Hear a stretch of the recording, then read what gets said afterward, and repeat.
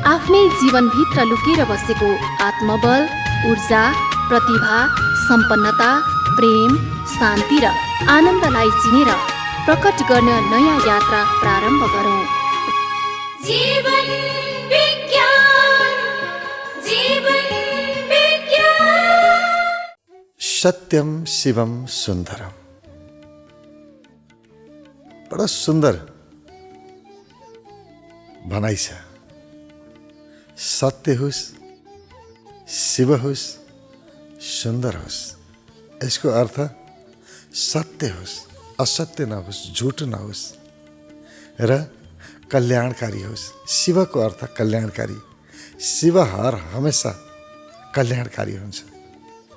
कल्याणकारिताको अर्को नाम हो शिव। शिव होस्, कल्याणकारी होस्, सत्य होस् अनि सुन्दर पनि होस्, राम्रो पनि होस्। यो तीनटै कुरा गर्न सकियो भने जीवनमा फूल फुल्दो रहेछ। जीवन अत्यन्तै सुन्दर हुँदो रहेछ। सुख, शान्ति, समृद्धि एकै ठाउँमा आउँदो रहेछ यदि सत्यम शिवम सुन्दरम भयो भने। म जे काम गर्छु त्यो काम सत्यमा आधारित होस्, झुटमा आधारित होइन, असत्यमा होइन, यथार्थमा सत्यमा आधारित काम गरौँ र त्यो काम सर्वकल्याणको लागि होस्, सबैको हितमा आओस्। मेरो मात्रै स्वार्थ पूर्ति गर्ने होइन, सबैको सामूहिक स्वार्थमा काम आओस् र अत्यन्तै सुन्दर होस्, राम्रो होस्। किन राम्रो होस् भने नि, राम्रो भन्नु र ईश्वर भन्नु एउटै रहेछ। ईश्वर भनेकै सुन्दरता रहेछ। सुन्दरता भन्दा ठुलो अरू केही छैन यो जगतमा। किनभने नि सुन्दरताले मात्रै कुनै पनि व्यक्तिलाई आकर्षित गर्छ। कुनै त्यस्तो मानिस छैन जुन मानिस सुन्दरताबाट मोहित नहोस्। सौन्दर्यलाई नै मनमोहन भनिन्छ। जो अत्यधिक सुन्दर छ त्यसले हाम्रो मनलाई मोहित बनाउँछ। जसले मनलाई मोहित बनाउँछ उही मनमोहन। मनलाई मोहित बनाउने र मनलाई कसले मोहित बनाउँछ? मात्रै सुन्दरताले। यो जगतमा सौन्दर्य भन्दा बाहेक अरू कसैले मनलाई मोहित गरोस् त्यस्तो छँदै छैन। कुनै पनि विषय छैन जसले मनलाई पगाल्छ, मनलाई खिच्छ, लिएर जान्छ, तान्छ। मात्रै सुन्दरता हो। त्यो सुन्दरताले यस्तो मनलाई खिच्दो रहेछ, चुम्बक जस्तो तानेर लैजाने। त्यो सौन्दर्यमा कस्ता कस्ता राजकुमारहरू, राजा महाराजाहरू राजपाट छोडेर, राजगद्दी त्यागेर सुन्दरताको पछाडि लागे। ऋषि मुनिहरू आफ्नो तपस्या छोडेर सुन्दरताको पछाडि दौडे। यो सौन्दर्य बडो कमालको चिज, गजबको। जहाँ सौन्दर्य छ सब त्यतातिर झुम्मिन्छन्, आकर्षित हुन्छन्। सौन्दर्यमा मान्छे मर्न तयार हुन्छ, सब त्याग्न तयार हुन्छ। सुन्दरताले मात्रै आकर्षित गर्न सक्छ। हामी मन्दिर जान्छौँ, मन्दिरमा रहेको मूर्तिले हामीलाई आकर्षित गरे कहाँ हो र? त्यहाँ सजाएको सजावटले चाहिँ आकर्षित गर्छ। कुन मन्दिर, कुन भगवान कसरी सजाइएको छ, यसो भगवानको मूर्ति हेऱ्यो, मानिसहरू कस्तो राम्रो भगवान, त्यहाँ त अहिले बोल्ला जस्तो। कति राम्रो सजाएको होला, अहिले बोल्ला जस्तो बनाएको छ। गहनाहरू, आभूषणहरू लगाइदिएको छ, मालाहरू लगाएको छ, फुलहरू छन्, धूपहरू छ, सुगन्ध छ। अत्यधिक सौन्दर्य जाने बित्तिकै मनलाई मोहित गर्छ। कसले मोहित गरेको? सुन्दरताले, सजावटले। जहाँ सजावट छ, जहाँ सौन्दर्य छ, त्यसले हामीलाई मोहित गर्छ। र यदि जीवनमा सुख, शान्ति, समृद्धि, त्योभन्दा पनि गहिरो परमानन्दमा उपलब्ध हुनु छ, परम आनन्दको अनुभूति गर्नु छ भने 3 प्रकारको सजावटलाई ध्यान दिनुपर्छ। 3 प्रकारको सुन्दरतालाई ध्यान दिनुपर्छ। एउटा स्थूल सौन्दर्य, दोस्रो सूक्ष्म सौन्दर्य, अर्को त्यो सौन्दर्य भन्दा पनि पर, जो सुन्दर मात्रै छ, न असुन्दर भन्न मिल्छ न सुन्दर भन्न मिल्छ। मनको पारीको अर्को दुनियाँ छ जो सुन्दर मात्रै छ। त्यसलाई सुन्दर भन्दाखेरि पनि अप्ठ्यारो हुन्छ, किनभने सुन्दर हुनको लागि असुन्दर पनि हुनु पर्यो, दाँच्नु पर्यो नि त। त्यहाँ त दाँच्ने कुरा नै छैन, मात्रै सुन्दरता मात्रै छ। त्यसलाई आत्मा भनिन्छ। यो सूक्ष्म, जस्तो बाहिरी सौन्दर्य अथवा स्थूल सौन्दर्य भनेको बाहिर देखिने कुराहरू, सूक्ष्म सौन्दर्य भनेको देखिने चाहिँ देखिँदैन तर महसुस गर्ने कुराहरू, जसलाई हामी महसुस गर्न सक्छौँ। हाम्रो मन छ अथवा मनको दुनियाँ, एउटा शरीर, अर्को मन, अर्को चेतना, अर्को आत्मा। यो तिनटै कुरालाई सजाउन जान्नु पर्दो रहेछ। यो तिनटै कुरालाई सुन्दर बनाउन जान्नु पर्दो रहेछ। यति सुन्दर बनाउन सक्यौँ भने हामी कहिल्यै कहिल्यै अशान्तिमा जाँदैनौँ, हामी कहिल्यै पनि दुःखमा जाँदैनौँ। दुःख भनेको के हो हामीलाई थाहै हुँदैन। जहिले पनि समृद्धि मात्रै हुन्छ। हर एक विषयमा चौतर्फी समृद्धि, आनन्दमा पनि समृद्ध, सुख, इन्द्रिय सुखमा पनि समृद्ध, बाहिर भौतिक विषयहरूमा पनि समृद्ध, हरेकतिर समृद्धि आउँछ। बस सुन्दर बनाउन जाने पुग्छ। किनभने हर सौन्दर्यले सबैको चित्तलाई खिच्छ। चित्त चोर भनिन्छ नि, चित्त चोर। चित्त चोर भने के हो? हाम्रो चित्तलाई त्यसले चोर्छ जो सुन्दर छ। सौन्दर्यले मात्रै हाम्रो चित्त चोर्छ, अरूले चोर्दैन। त्यसकारण सुन्दरता भन्नु र ईश्वर भन्नुमा फरकै छैन। अब कहाँबाट सुरु गर्ने त? सबैभन्दा पहिला स्थूलबाट जाउँ। स्थूलका दुईटा रूप छन्, एउटा त आफू, एउटा आफूभन्दा बाहिरको। आफूभन्दा बाहिर आफ्नो घर छ, आफ्नो सहर छ, आफ्नो गाउँ छ। त्यसलाई सकेसम्म सजाउने, जति राम्रो बनाउन सकिन्छ बनाउने। जहाँ राम्रो बन्यो त्यहाँ सौन्दर्य आयो। सुन्दरता त आयो, राम्रो बनाउन सुरु गरौँ कि सौन्दर्य आउन सुरु गर्यो, सम्पन्नता आयो। सबभन्दा ठुलो कुरा, जहाँ सुन्दरता छ त्यहाँ मात्रै सम्पन्नता हुन्छ।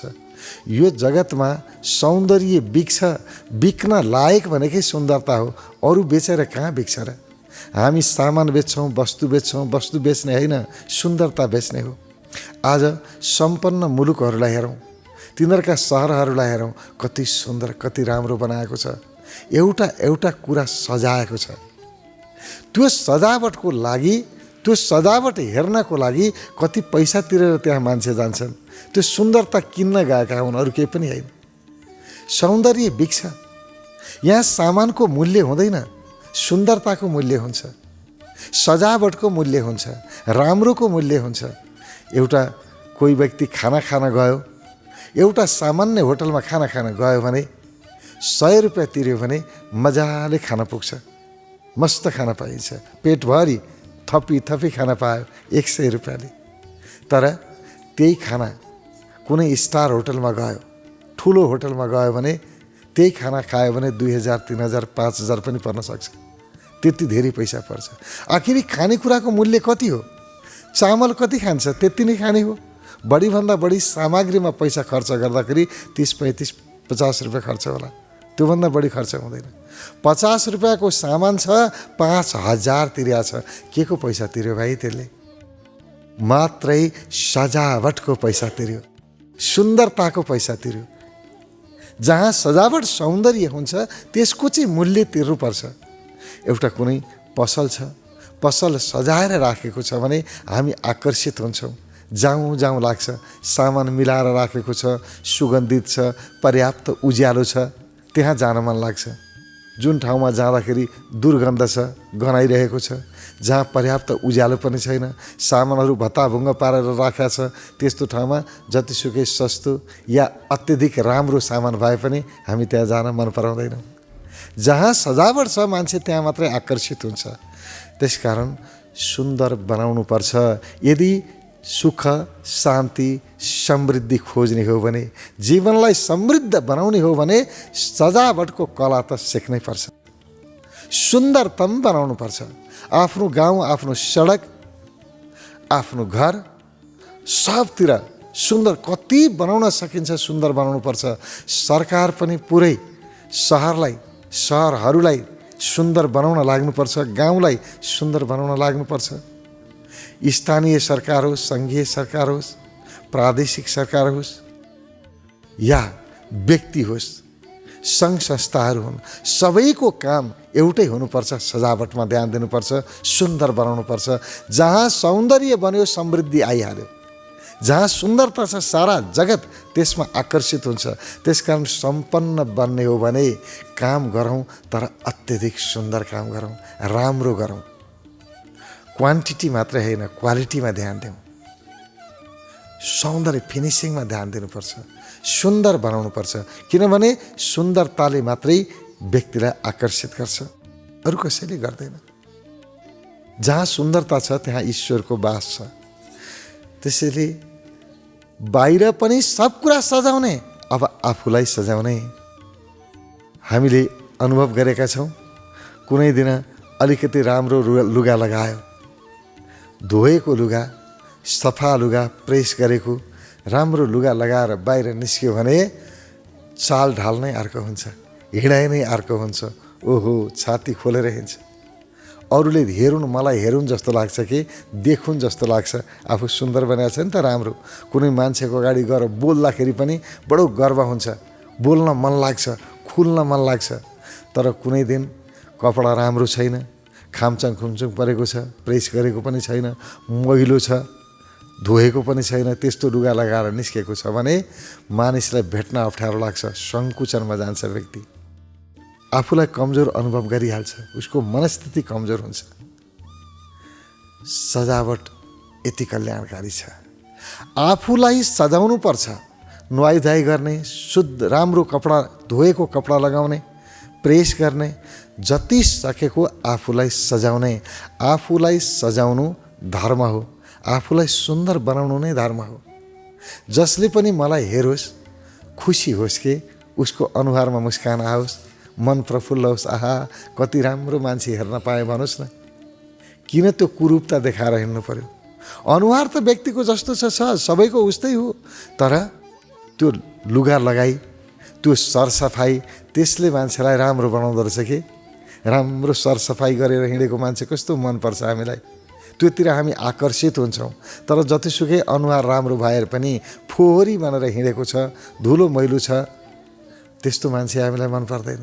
हामी त्यो प्रति आकर्षित हुँदैनौँ। जसको नजिक जाँदा गनाइरहेको छ त्यस्तो मान्छे मनपर्छ र जो सफा छ, नुहाएको छ, त्यस्तो मान्छे मनपर्छ। त्यसकारण शरीरको पनि सजावट गर्नुपर्छ, शरीरलाई सुन्दर बनाउनुपर्छ। जसले आफ्नो शरीरलाई सुन्दर बनायो त्यही व्यक्ति धर्मतिर अगाडि बढ्यो, त्यसैलाई धार्मिक व्यक्ति भन्नुपर्छ। त्यसकारण हाम्रा पूर्वजहरूले त्यही भने नि त, बिहान उठ्ने बित्तिकै नुहाइधुवाइ गर, धोएको कपडा मात्रै लगाऊ, चोखो कपडा लगाऊ, बिटुलो यानि कि पहिला लगाएको टोयलेट गएका कपडाहरूलाई प्रयोग नगर, किनभने ती फोहोर हुन सक्छन्। सफा गर। सुन्दरतामा सम्पन्नताको राज लुकेको छ। दोस्रो, यसरी शरीरलाई सजाएर मात्रै पनि पुरा सौन्दर्य हुँदैन। पहिलो पटक हेर्दाखेरि, झट्ट हेर्दाखेरि, फर्स्ट लुक भनिन्छ नि, पहिलो पटक झ्याप्प हेर्दाखेरि चाहिँ राम्रो देखियो, तर उसको व्यवहार राम्रो छैन भने त्यो व्यक्ति फेरि कुरूप लाग्न थाल्छ। त्यसकारण शरीर मात्रै सजाएर पुग्दैन, दोस्रो तहमा मनलाई सजाउनु पर्छ। आफ्नो मनमा भएका फोहोर मैला पनि फाल्नुपर्छ। जसरी शरीरमा भएको फोहोर मैला, शरीरमा भएको विकार, कपडामा भएका विकारहरू सबै हटायौँ, कपडालाई राम्रो बनायौँ, राम्रो लगायौँ र आफू सुन्दर देख्यौँ। त्यसै गरी मनमा भएका मैलोहरू, मनमा भएका विकारहरूलाई पनि फाल्नुपर्छ। मनमा भएका विकार फाल्नको लागि मनमा प्रवेश गर्ने। मन भने के हो? मन भनेको हाम्रो विचार, हाम्रा इच्छाहरू हुन्। मेरो मनमा नराम्रा इच्छा कति छन्, राम्रा इच्छा कति छन्, दिनभरिमा कति राम्रा इच्छा आउँदो रहेछन्, नराम्रा इच्छा आउँदो रहेछन्, त्यसलाई हेर्ने र नराम्रा इच्छाहरूलाई हटाइदिने, नराम्रोको पछाडि नलाग्ने, राम्रा इच्छाहरूलाई समाउने। त्यसै गरी विचार कस्तो आउँछ हेर्ने, राम्रा विचारहरू जस आफूलाई आत्मविश्वास बढाउने, मेरो हुन्छ, राम्रो हुन्छ भन्ने प्रकारका विचारहरू त्यस तलाई प्रश्रय दिनुपर्छ। जसले म कमजोर छु, म हुँदैन, म रोगी छु, म बिमारी छु, म त केही गर्न सक्दिनँ भन्ने यस्ता प्रकारका विचारहरू आयो भने त्यस्ता विचारलाई हटाइदिनुपर्छ। जब व्यक्ति सजग हुन थाल्छ, ध्यानस्थ हुन थाल्छ, ती नकारात्मक विचारहरू आफै हट्दै जान्छन्। ध्यानस्थ भनेको के भने विचारमा ध्यान दिनु, इच्छाहरूमा ध्यान दिनु। जब आफ्ना इच्छा विचारहरूमा ध्यान दिन्छ, नराम्रो विचारहरू हटेर जान्छन्। अर्को मनलाई सजाउने विधि हो आफ्ना अवगुणहरूलाई हटाउनु। हाम्रो मनको सबैभन्दा फोहोर क्षेत्र भनेकै हाम्रा अवगुणहरू हुन्, नराम्रो बानी बेहोरा के। बिहान 10 बजेसम्म 8 बजेसम्म सुतेर बस्ने, यो बानी राम्रो हो र कसले भन्छ? यसको त कति राम्रो 8 बजेसम्म सुत्ने बानी छ, कति असल मान्छे छ, कसैले भनेको सुनेको छ? बिहान उठ्ने मान्छेलाई सबैले राम्रो भन्छन्। त्यसकारण त्यस्ता नराम्रा आदतहरू छ भने ती आदतहरू हटाउनुपर्छ र अभ्यासद्वारा हरेक आदतलाई परिवर्तन गर्न सकिन्छ। आफ्ना बानी बेहोरा राम्रो बनायौँ भने भित्रबाट सौन्दर्य आयो। जुन मान्छेको बानी बेहोरा राम्रो छ, हामी त्यसलाई खुब मन पराउँछौँ। जसको बानी राम्रो छैन, जसमा अवगुण नै अवगुण छ, त्यो व्यक्तिलाई हामी पटक्कै मन पराउँदैनौँ। जसमा सद्गुणहरू छन् त्यो व्यक्तिलाई हामी मन पराउँछौँ। त्यसकारण आफूभित्र भएको अवगुणलाई हटाएर सद्गुणलाई आफूभित्र स्थापित गर्न सक्यौँ भने अनि हामी भित्रबाट पनि सुन्दर भयौँ। अब यो सूक्ष्म सौन्दर्य, बाहिरको स्थूल सौन्दर्य, बाहिर पनि क्रिम पाउडर के लाउनुपर्छ लगाउने, खुब आफूलाई सजाउने र भित्र मनलाई पनि सजाउने, आफ्ना बानी बेहोरालाई राम्रो बनाउने, आफ्ना इच्छाहरू विचारहरूलाई राम्रो बनाउने, जे पनि राम्रो बनाउन सकिन्छ पुरा बनाउने। किनभने मसँग जे छ त्यसलाई राम्रो बनाउनु पर्यो नि। मेरो घर छ, घरलाई राम्रो बनाउने, कोठा छ, कोठालाई राम्रो बनाउने, आँगन छ, आँगनलाई राम्रो बनाउने, आफूसँग जे छ त्यसलाई राम्रो बनाउनु परेन। अब बाहिर आँगन चाहिँ सफा गरेको छ तर भित्र कोठा फोहोर छ भने काम लाग्यो? लागेन। सबै सुन्दर हुनुपर्छ। त्यसकारण बाहिरको सौन्दर्य मात्रै होइन, मनको सुन्दरता पनि हुनुपर्छ सँगसँगै। यदि मनमा फोहोर छ भने बाहिर सौन्दर्य बनाएर मात्रै काम लाग्दैन। तर मन सफा भए पनि बाहिरको रूप असुन्दर छ, कुरूप छ भने फेरि त्यो पनि काम लाग्दैन। दुईटै कुरालाई मिलाएर लैजाउँ न। दुईटैलाई सुन्दर बनाउन सकिन्छ भने एउटालाई किन छोड्नु पर्यो र? शरीरलाई पनि राम्रो बनाऊ, मनलाई पनि राम्रो बनाऊ। सामान्यतया जसको मन राम्रो छ उसको शरीर पनि राम्रो हुन्छ। किनभने मन सफा भएको मान्छेले बाहिर शरीरलाई पनि सफा बनाउने प्रयत्न गर्छ। जुन व्यक्ति मनमा फोहोर छ अथवा अल्छी छ, जे सुकै होस् भन्ने भताभुङ्गे पाराको छ, मन भद्रगोले छ कि मन एउटा नियममा छैन, त्यसको बाहिरी कर्म पनि नियममा हुँदैन अनि बाहिर पनि बिग्रिन्छ। त्यसकारण मनको सौन्दर्य, शरीरको सौन्दर्य, बाहिरी वातावरणको सौन्दर्य अनि मनको सुन्दरता है, यी तीनटै क्षेत्रलाई बाहिर हेर्नुपर्छ। त्यसपछि अन्तिम सौन्दर्य आत्माको सौन्दर्य। अब रमाइलो लाग्छ आत्मा के हो, आत्मालाई कसरी सुन्दर बनाउने। आत्मा भनेको चेतना, चेतना भनेको मेरो थाहा पाउने क्षमता, मेरो जीवन। मसँग थाहा पाउने क्षमता छ, म जिउँदो छु। थाहा पाउने क्षमता भएन भने मेरो मृत्यु भयो। मैले केही पनि थाहा पाइनँ भने यो मरेछ भन्छन्। थाहा पाउन्जेल अलिकति घोच्यो पोल्यो, थाहा पाएँ मैले अनि म जिउँदो छु। त्यो थाहा पाउने क्षमतामा मेरो बोध, त्यसैलाई बोध भनिन्छ। हाम्रा ऋषिहरू भन्छन् म को हुँ भन्दा एको विशुद्ध बोध हुँ, एउटा म विशुद्ध बोध मात्रै हुँ भन्छन्। त्यो बोध भनेको त्यो चेतना। एउटा बोध हुन्छ, अर्को अबोध हुन्छ। अबोध जसले जान्दैन, बोध जसले जान्दछ। त्यो बोधमा अथवा त्यो चेतनामा अहिले हाम्रो कामना वासनाहरू मिसिएको छ र त्यो चेतनामा आत्मामा फोहोर छ भने हाम्रो वासनाको कारणले फोहोर छ, हाम्रो कामनाको कारणले फोहोर छ। हाम्रो इच्छा जता जान्छ, हाम्रो मन जता जान्छ, हाम्रो थाहा पाउने क्षमता पनि अहिले त्यतै जान्छ। मेरो मन उडेर कहीँ गयो, मेरो थाहा पाउने क्षमता पनि उतै गयो, यतापट्टि के हो थाहै हुँदैन। सँगसँगै मेरो चेत उतै जान्छ। मेरो थाहा पाउने क्षमता जुन मेरो चेतना हो, त्यो चेतना मेरो मनको बसमा छ अहिले। मनले त्यसलाई कब्जा जमाएको छ र मन जता गयो चेतना पनि उतै जान्छ र मन फोहोर भयो चेतना फोहोर भइ नै गयो। चेतनाको फोहोर भनेकै मन मिसियो, त्यहाँ इच्छाहरू मिसिए र इच्छाहरू त्यहाँ गएर फोहोर गरे तिनीहरूले। अब त्यसलाई शुद्ध गर्नको लागि मनलाई चेतनाबाट अलग गर्नुपर्छ। मन त्यसको लागि गहिरो ध्यानको अभ्यास गर्नुपर्छ, गहिरो बोधको अभ्यास गर्नुपर्छ। यो ध्यानको अभ्यास नगरिकन हाम्रो आत्मा कुनै पनि हालतमा सफा हुनै सक्दैन। आत्मालाई सफा गर्ने अरू बाटो नै छैन, निर्विकल्प हो ध्यान। अहिलेसम्म कसैले पनि बिना ध्यानको माध्यम त्यो आत्मालाई सफा गर्न सकेनन्, आत्मालाई मनबाट अलग गर्न सकेनन्। होइन भने मनको बसमा छ आत्मा, जता उसले घुमायो त्यतै जान्छ। त्यसकारण मन नियन्त्रण हुनुपर्छ। मनलाई चलाउने 5वटा मनका घोडाहरू, जसलाई हामी पञ्च ज्ञानेन्द्रिय, यी 5वटा ज्ञानेन्द्रियहरूबाट जे जान्दछौँ यसले मनलाई चलाएको हुन्छ। यी 5वटा घोडाले यसकै बसमा परेर मन दौड्याछ र मनसँगै चेतना पनि दौड्याछ। चेतना मनको बन्दी छ। यसको लागि ध्यानको गहिरो अभ्यास गर्नुपर्छ र त्यो अभ्यासद्वारा हामी मनलाई स्थिर गर्न सक्छौँ। जुन बेलामा मन स्थिर हुन्छ, मन स्थिर भयो, अमनी दशामा गयो व्यक्ति, तुरुन्तै त्यो चैतन्यता मात्रै बाँकी रहन्छ। मेरो थाहा पाउने क्षमता मात्रै बाँकी रह्यो, थाहा पाइने विषय मन हरायो। यो अवस्थामा मेरो आत्मा शुद्ध भयो। आत्माको सफाई, जबसम्म आत्माको सफाई गरिन्न तबसम्म व्यक्ति मुक्त हुँदैन। यो मनको संसारबाट मुक्त हुन सक्दैन। त्यसकारण 3 प्रकारको सफाई, एउटा शरीरको सफाई, शरीरलाई सजाउने, दोस्रो मनको सफाई, मनलाई सजाउने, तेस्रो आत्माको सफाई, आत्मालाई सिँगार्ने, सजाउने। र जुन व्यक्ति आत्मा श्रृङ्गारमा गयो त्यही व्यक्तिलाई मुक्त व्यक्ति भनियो।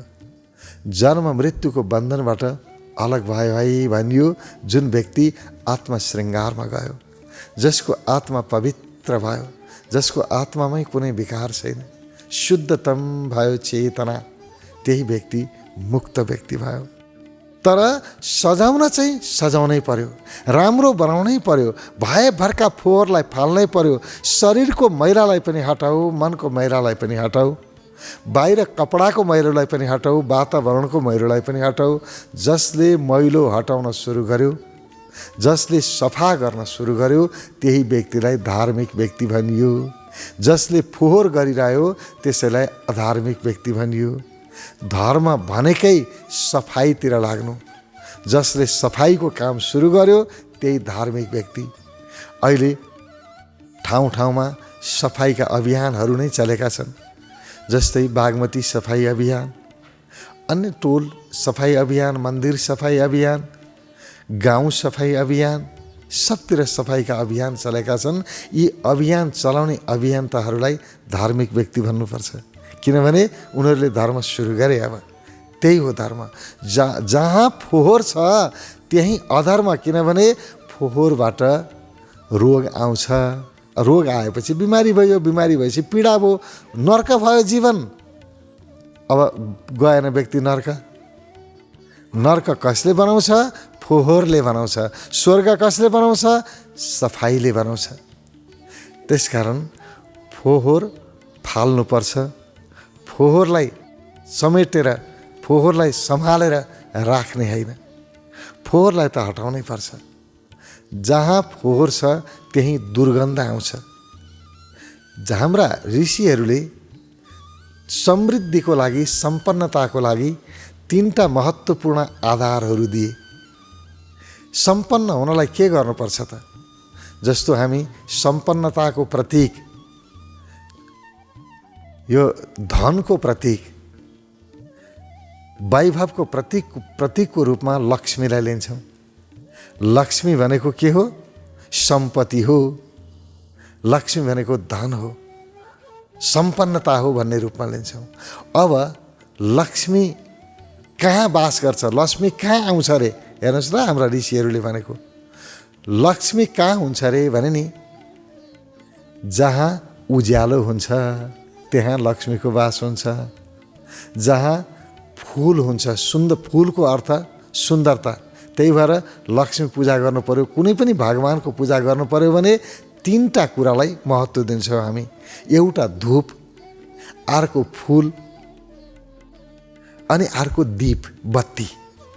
यानी कि उज्यालो प्रकाश चाहियो अनि सुन्दर चाहियो। फुल भनेको सौन्दर्यको प्रतीक हो, सुन्दरता फुल।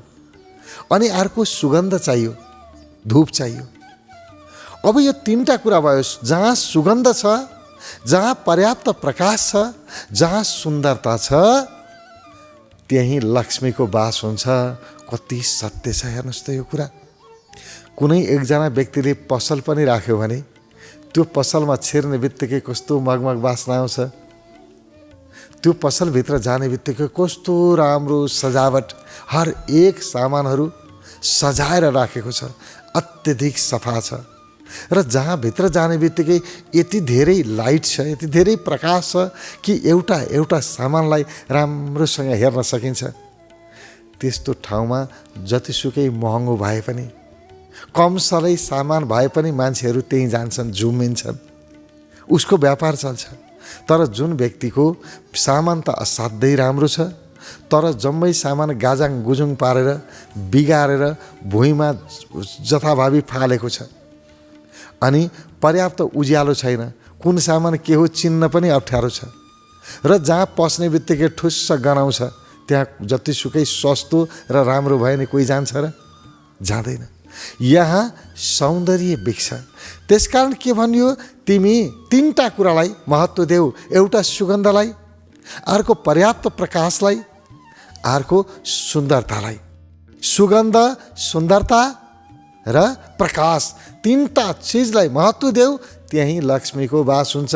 लक्ष्मीको अर्थ धन सम्पदा सबै त्यही आउँछ, समृद्धि त्यही आउँछ। त्यसकारण सफाई गर्नुभन्दा ठुलो काम अर्को छँदै छैन। जीवनलाई सजाउनु, जीवनलाई श्रृङ्गार गर्नु। जीवनलाई सजाउनु भनेको मात्रै के हो? शरीरको सफाई, बाहिर भौतिक सफाई, सूक्ष्म सफाई, मनको सफाई, र त्योभन्दा पनि गहिरो आत्माको सफाई। अध्यात्म र व्यवस्थापन, मानव मनोविज्ञान, सनातन र नवीनतमको संगम जीवन विज्ञान। सनातन र नवीनतमको संगम जीवन विज्ञान।